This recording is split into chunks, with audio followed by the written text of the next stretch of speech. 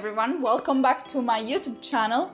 Today I'm showing you what I made with the Okara, which is the pulp you get from making homemade plant-based milk, just like I did in my previous video. And I'm gonna be using the pulp I got from making almond milk and coconut milk. But if you have just one of the two, that's totally fine too. Also, if you don't have the pulp from plant-based milk, but you really want to make these, let's call them raw brownie bites, you can also try making it with shredded coconut and almond flour and add in a couple of tablespoons of milk to get the right consistency. Anyways, let's get started. In a mixer, drop in the pitted dates. If you don't like dates, I suggest to give them another chance because you can barely taste them in this recipe. I added in unsweetened cocoa powder and blend it up.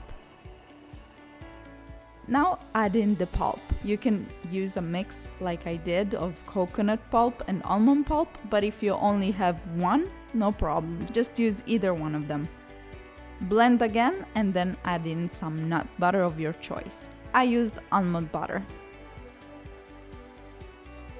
You need to get this sticky consistency. So if instead of the pulp from the milk you used almond flour or shredded coconut, since they don't contain moisture, you're gonna need to add a couple of tablespoons of milk until you get the right consistency.